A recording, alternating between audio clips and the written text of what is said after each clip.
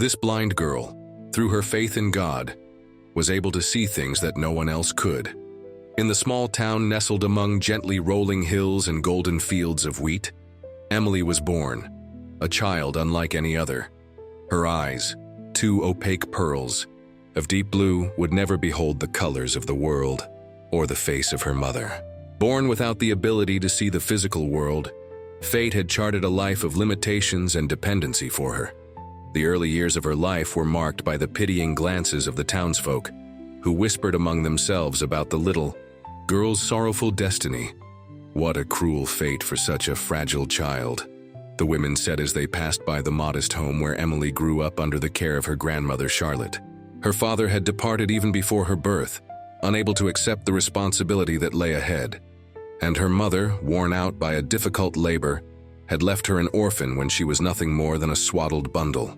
Grandma Charlotte, a lady, with snow-white hair and a face etched by time, welcomed her granddaughter with a love that transcended the girl's physical limitations. Skilled in the use of herbs and the ancient secrets of the land, the elderly woman had long been the respected healer of the town, until her advanced age and the arrival of formally trained doctors relegated her to obscurity. Yet, in her simplicity, she possessed a wisdom that did not come from books, but from a profound connection with the unseen. "My little Emily," the grandmother would say as she combed her granddaughter's long brown hair, "your eyes do not see what others do, but they perceive what no one else can. This is not a curse, but a rare gift that few understand." From a very early age, Grandma Charlotte noticed that Emily had an inexplicable sensitivity. Even as a baby, she smiled at empty spaces, stretched out her little hands to touch something invisible, and sometimes became frightened or calmed without any apparent reason to everyone else. Charlotte recognized in those gestures the signs of a perception that went beyond the limits of ordinary sight. "Every limitation is a door," the grandmother taught, as she guided Emily's small hands to feel the varied textures of the plants in her herb garden. "When one door closes, another opens. Your eyes may be closed to this world, but your spirit sees beyond." And so, under her grandmother's patient and loving guidance, Emily learned to interpret the world through senses that extended far beyond touch, smell, hearing, and taste. She learned to sense the vibrations in the air, to perceive the minute changes in temperature, to identify people not just by the sound of their footsteps or the scent of their clothes, but by the energy emanating from their bodies. By the age of 7, Emily was already wandering the outskirts of her home alone, guided by an invisible map that formed in her mind. She knew exactly where every stone, every tree, and every bend in the path lay. She could tell precisely when the rain was coming, feeling the increasing humidity in the air long before the first drops touched the ground. She could predict an approaching storm, even on days with seemingly clear skies, much to the astonishment of the townspeople. "She has her grandmother's gift," the elders commented, recalling the days when Grandma Charlotte was revered for her wisdom. "Don't be foolish," countered the skeptics. "It's just coincidence or luck. The girl is blind and defenseless. We must protect her from the world, not feed fantasies to her confused mind." Among the skeptics was Mr. Anderson, the town's most prosperous merchant.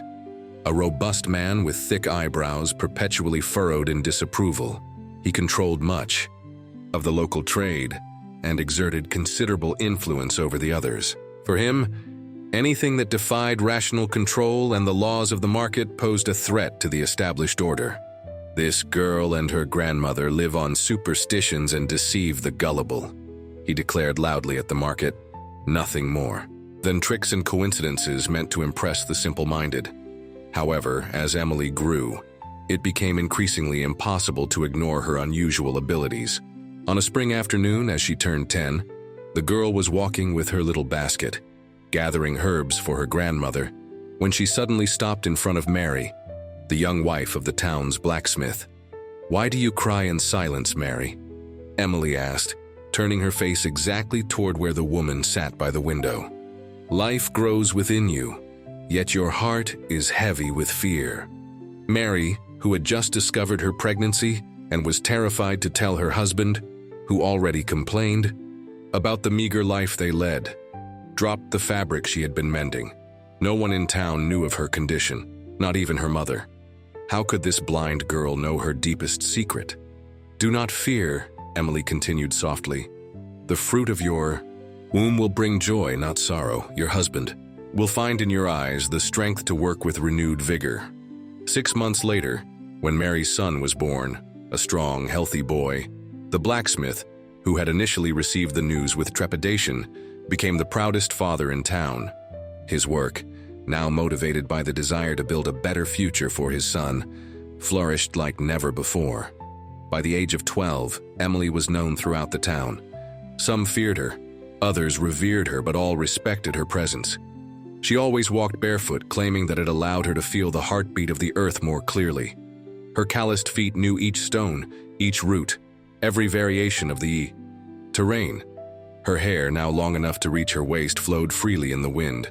Sometimes adorned with small wildflowers, she picked herself. At that time, the bond between Emily and her grandmother deepened even further.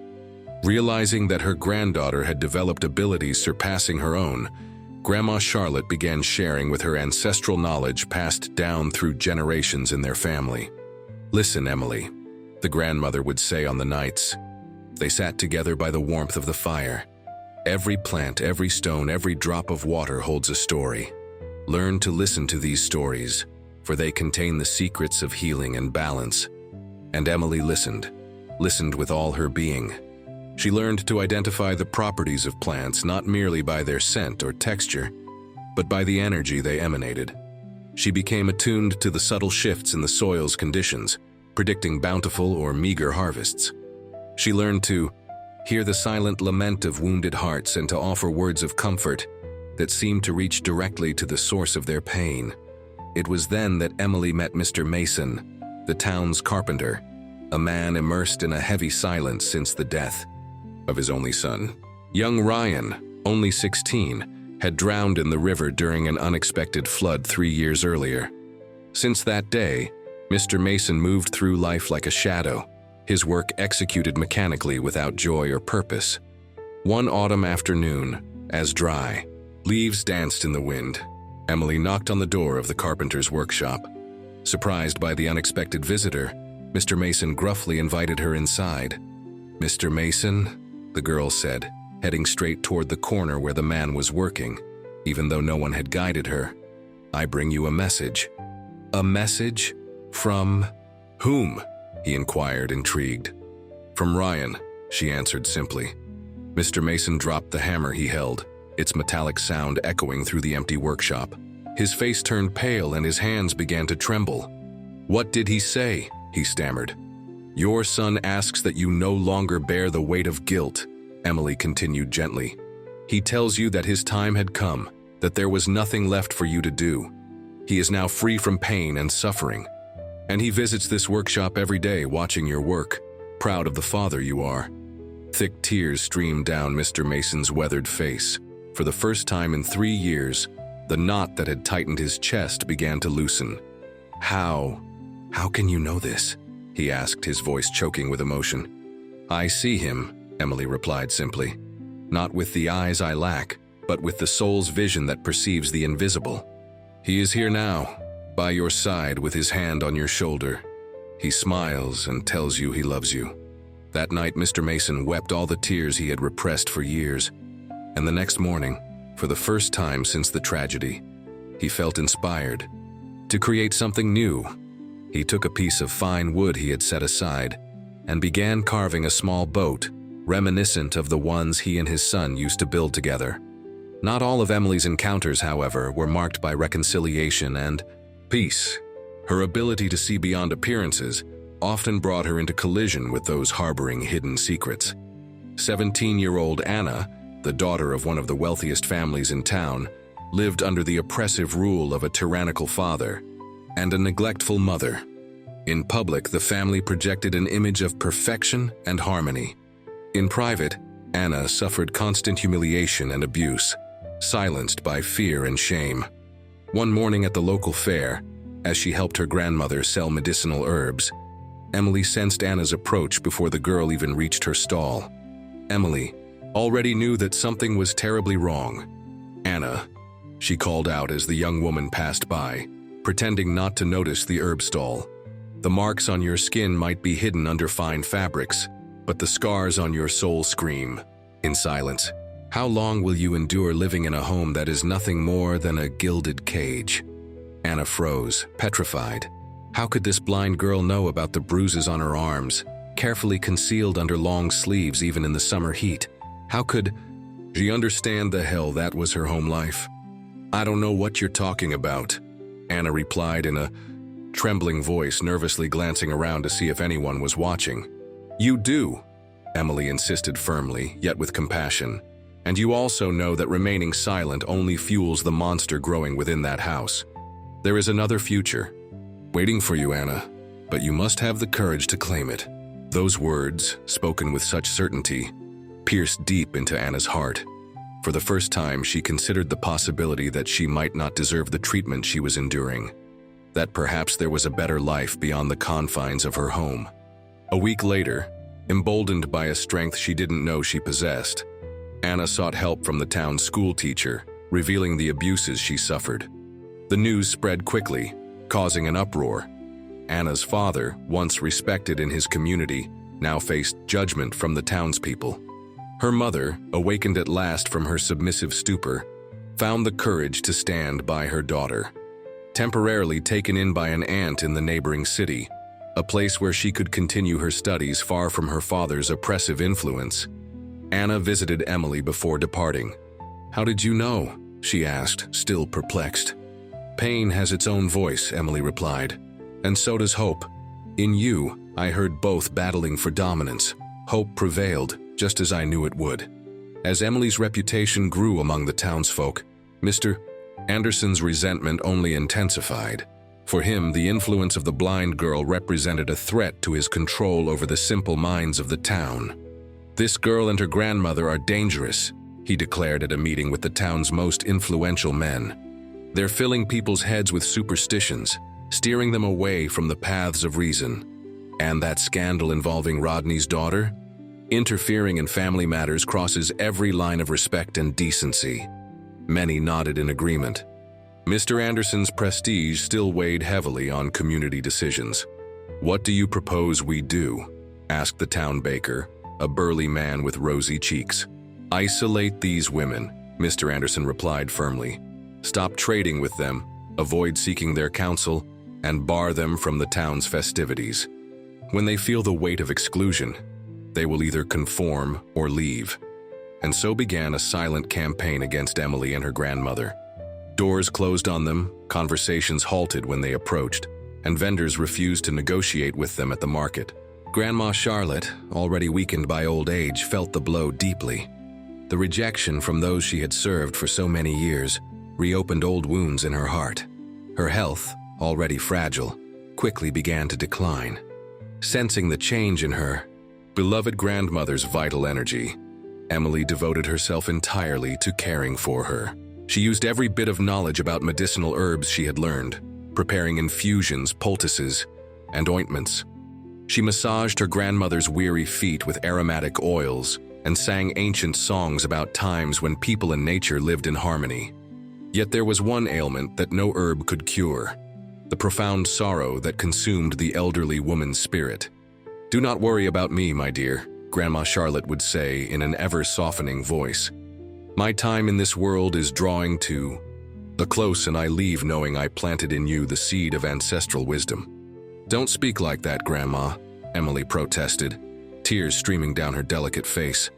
"I still need you, your teachings, your presence.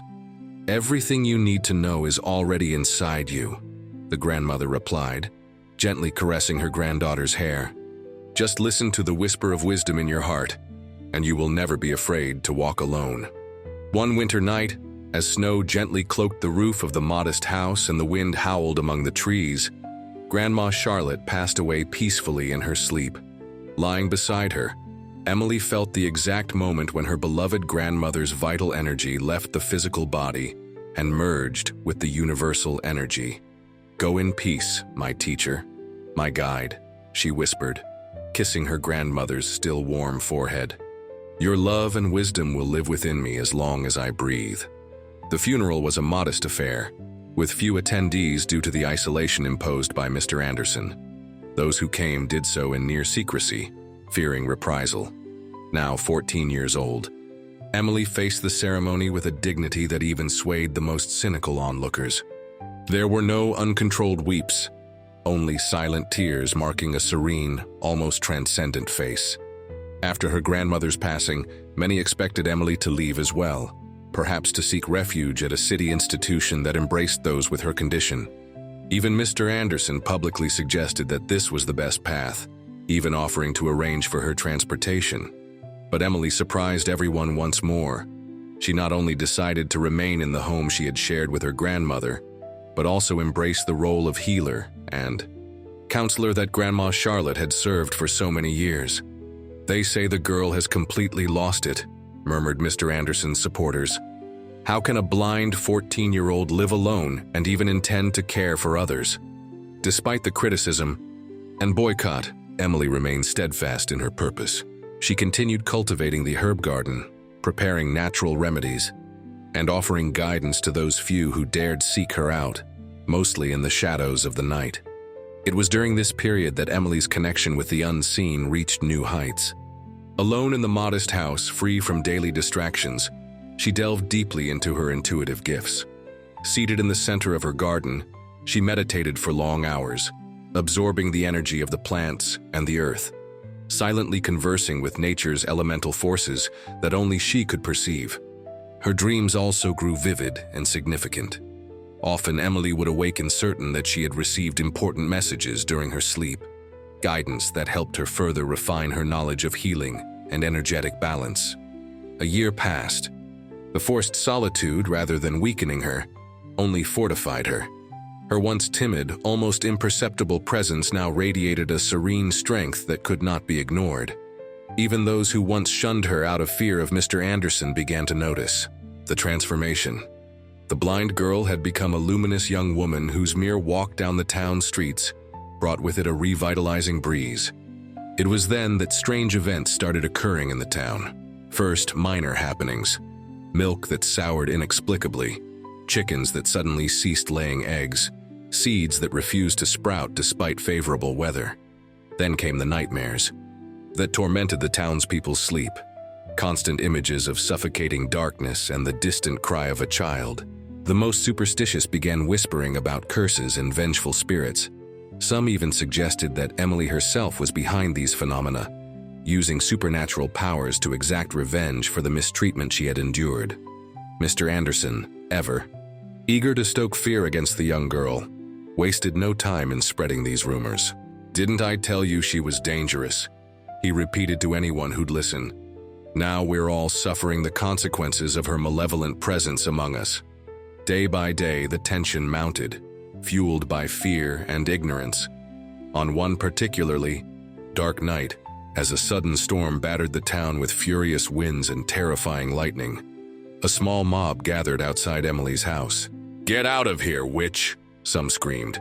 "Take your curse far away from our families."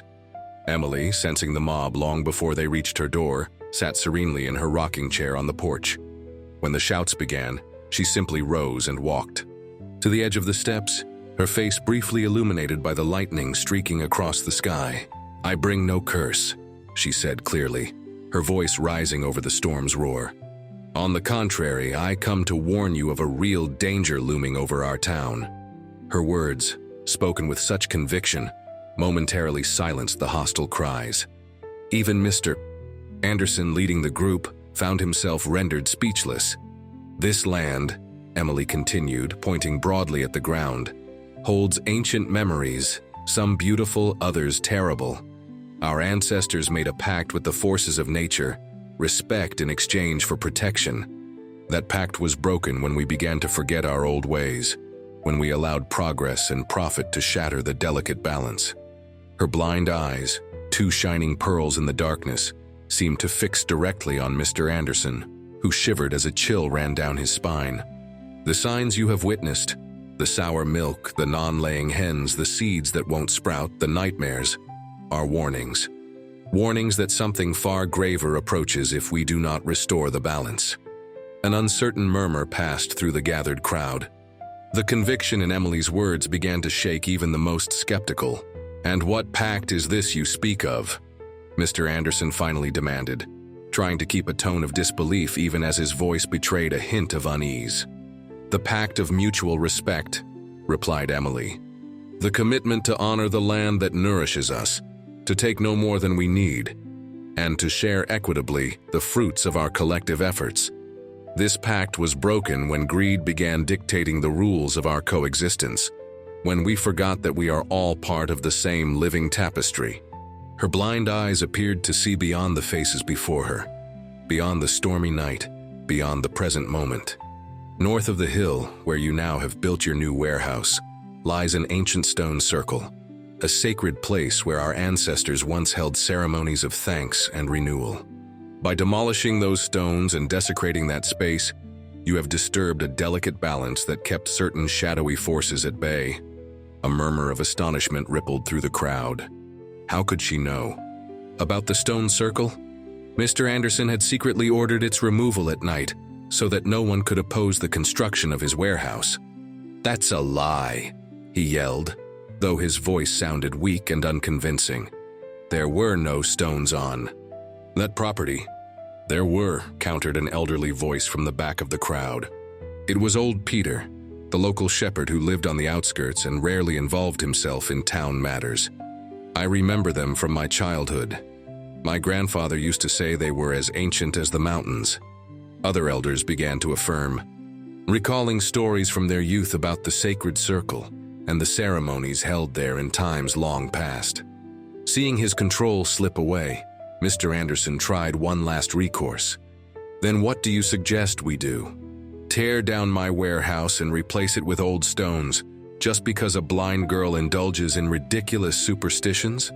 "There is no need to demolish what is already built," Emily answered calmly. "But we must conduct a ritual of reconnection, to symbolically restore what was broken. And you, Mr. Anderson, must publicly acknowledge the importance of that place and commit to respecting the limits that nature imposes." "And if I refuse?" he challenged, though his voice no longer carried its former vigor. At that very moment, as if in answer to his challenge, a particularly powerful lightning bolt struck the roof of the distant warehouse, sparking a fire that quickly spread despite the torrential rain. "Fire!" Several townsfolk shouted simultaneously, pointing to the billowing column of smoke visible even in the darkness.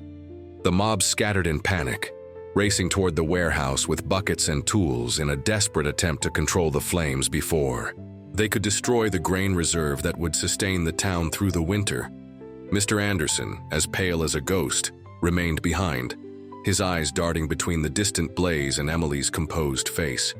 "This is only the beginning," she said softly, as if speaking to herself. "The true storm is yet to come." That night, despite the heroic efforts of the townsfolk, the warehouse was completely consumed by flames. Miraculously, no one was seriously injured, but the material loss was huge. Nearly the entire winter food reserve was reduced to ashes. Next morning, under a clear sky devoid of any remnants of the devastating storm, the townsfolk gathered in the central square, dazed and fearful. The loss of the warehouse meant hunger and hardship in the cold months ahead. Mr. Anderson, who had not only lost his warehouse but also much of his credibility, did not appear at the meeting. Rumor had it he was holed up at home, refusing to speak to anyone. Amidst the heated discussions on how to confront the impending crisis, Emily appeared silently in the square.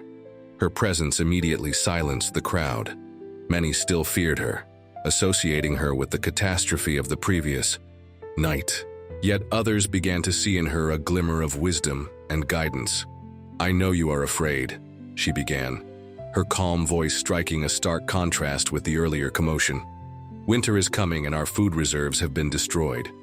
But this town has weathered hard times before, surviving through the unity and solidarity of its people."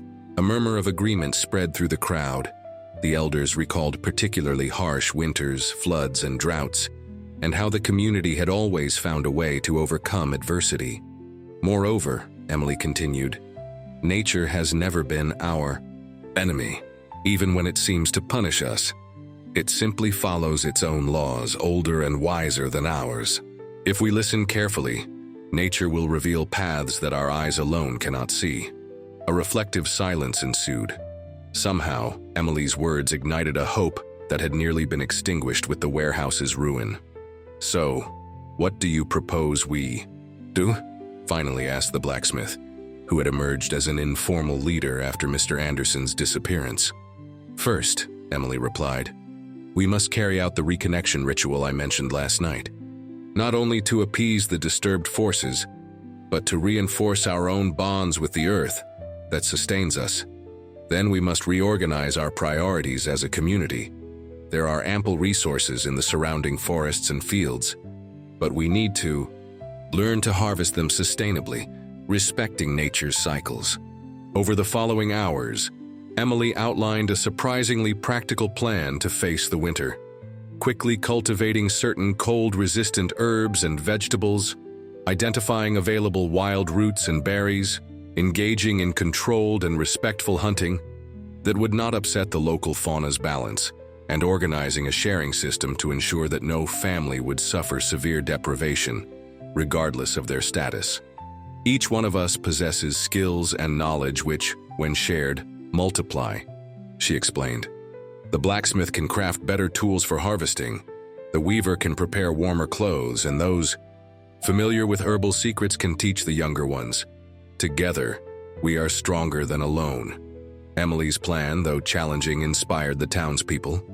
For the first time in a long while, they felt united by a common purpose rather than divided by individual interests. Even those who had once shunned her now listened attentively and with respect.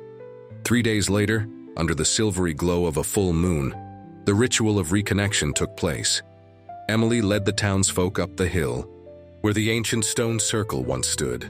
The site, now covered by the ashes and charred remnants of the fire, exuded an unsettling energy that even the most unobservant could sense. "Form a circle exactly where the ancient stones once lay," Emily instructed. The townsfolk complied, positioning themselves in silence. Emily, standing at the center, slowly turned as if her blind eyes could see every face and every soul present.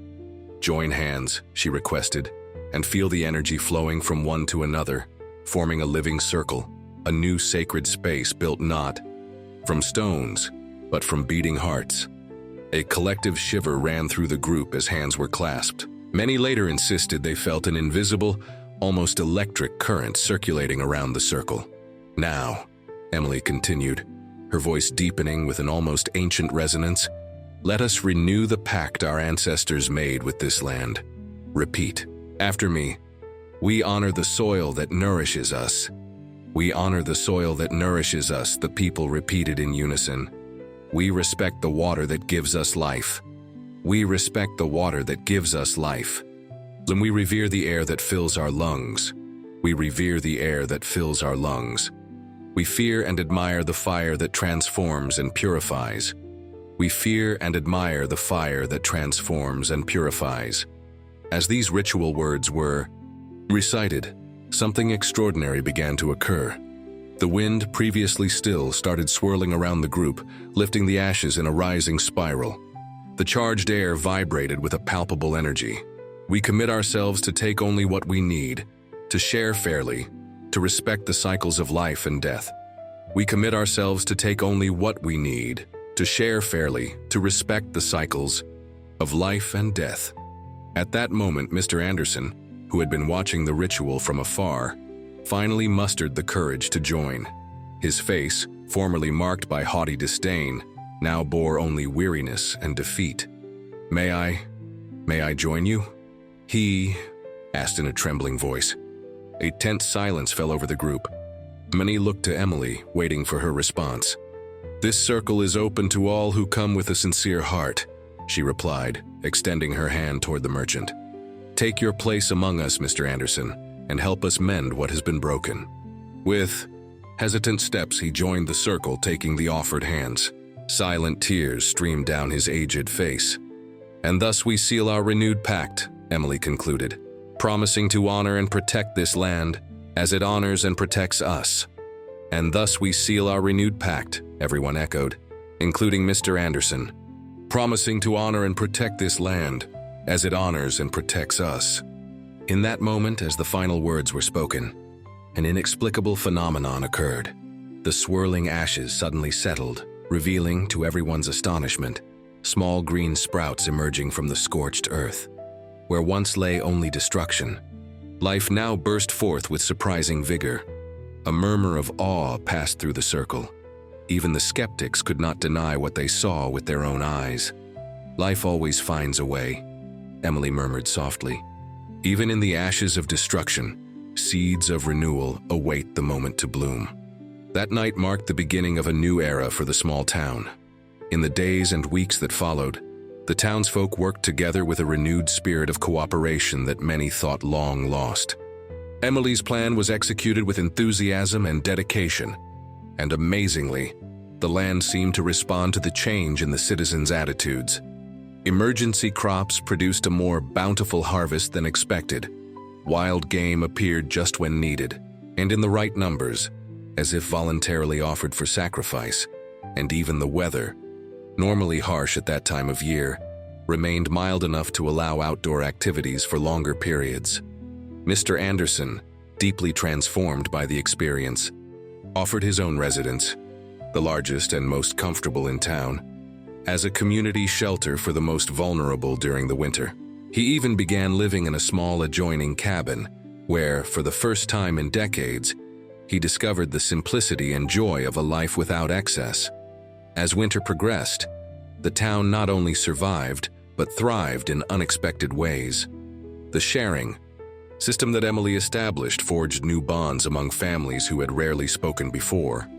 The elders, whose traditional knowledge had been neglected in favor of modern methods, reclaimed their honored place within the community, passing on time-honored wisdom passed down through generations.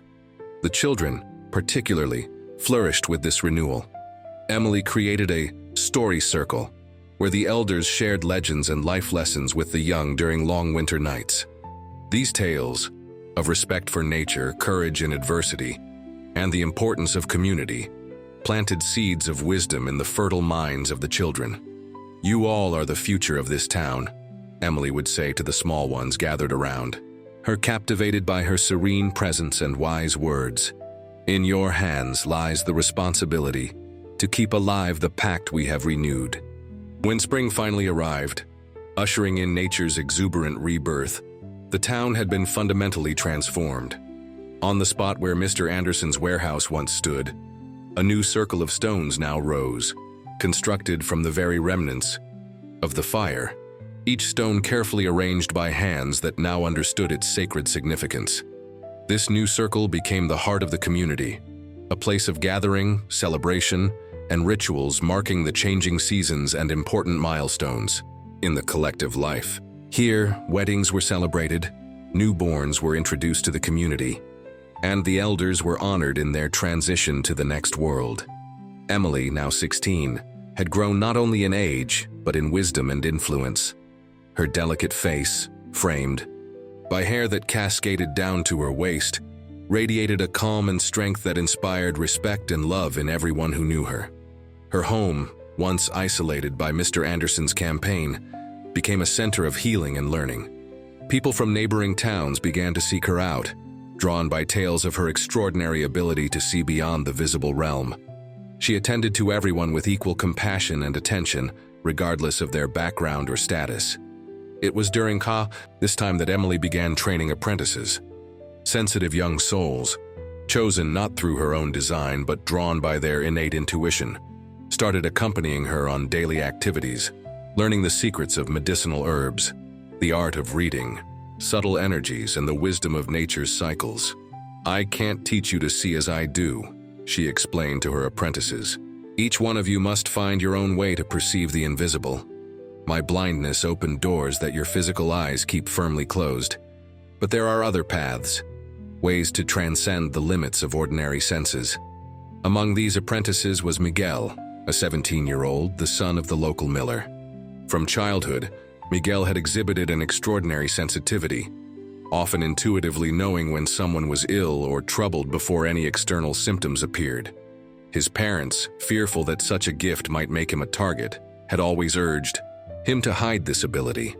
But with Emily, Miguel finally found someone who understood and valued his sensitivity.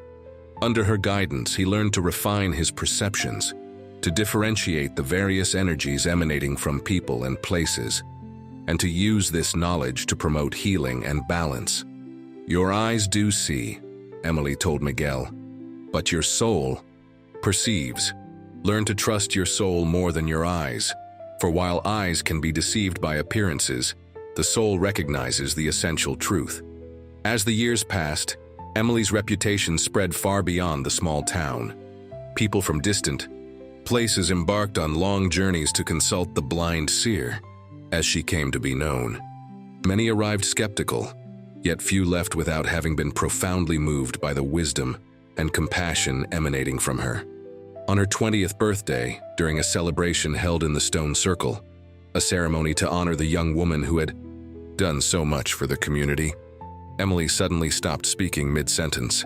Her face, directed toward the sky, took on an expression of surprise and wonder. "What is it, Emily?"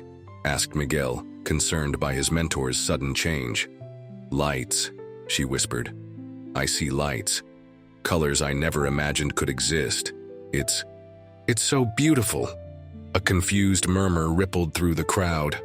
How could the blind girl suddenly see lights and colors? "What is happening?" asked Mr. Anderson, now an elder respected for his later wisdom. "I think I'm beginning to see with my eyes," Emily replied, her voice trembling. "I see the sky, the trees, all of you." And indeed, when someone brought a torch closer to her face, everyone saw that Emily's once opaque, lifeless eyes now shone with an inner light, the pupils contracting at the brightness. "It's a miracle," someone exclaimed. "No," she said softly. "It isn't a miracle, but the natural result of a deep healing. Not only my own, but the healing of this land, of this community. When we restore balance on the outside, it creates the conditions for balance within." In the days that followed, Emily had to adjust to her newfound condition. The visual world, with its colors, shapes, and perspectives, was at once fascinating and disorienting for someone who had navigated life using entirely different senses. "It's like learning a new language," she explained to Miguel during their forest walks, which now had an added purpose, familiarizing her with the visual appearance of what she once knew only through other means. A breathtaking language, but incredibly complex. Yet interestingly, Emily did not lose her earlier abilities. Even as she learned to appreciate the physical world, she continued to perceive the energies, emotions, and hidden narratives pulsating beneath the visible surface. "In fact," she later confessed to Miguel, "sometimes I even close my eyes to see more clearly. The physical vision, though wonderful, can be a distraction when I strive to understand subtler realities." This dual capacity, to perceive both, the visible and the invisible, made Emily even more effective in her work of healing and guidance. She could translate for others what was seen on both planes, building bridges of understanding between the material and the spiritual, the tangible and the subtle. Over the years, her influence grew, not as a force wielding power over others, but as an inspiring presence that awakened the best in everyone she touched. Never seeking fame or recognition, she cherished the simplicity of her modest home by the herb garden, the quiet conversations with her apprentices, and the contemplative moments in the stone circle. Even when political and religious leaders from distant regions came seeking her counsel, drawn by tales of her extraordinary wisdom, Emily remained true to her principles of humility and service. She declined offers to move to grand estates or temples, gently explaining that her mission was rooted in that very land, with those who had once embraced her in her darkest hours. "My gift does not belong to me," she would say when refusing valuable presents or honors. "It's like a river's water. I cannot own it, only allow it to flow through me for the benefit of all." Her apprentices, now many and hailing from diverse backgrounds, continued to spread her teachings far and wide. Miguel, in particular, became her closest collaborator and eventually her life partner. Together, they developed healing methods that melded ancestral herbal knowledge with an understanding of the subtle energies that permeate all things. When Emily turned 40, The town that had once rejected her was hardly recognizable. It had transformed into a center of learning and healing renowned throughout the region. The stone circle, now surrounded by lush gardens and harmoniously built structures, welcomed visitors seeking not only cures for physical ailments, but also spiritual guidance and reconnection with nature's wisdom. But Emily's most enduring legacy was not her spectacular healings or life-changing advice.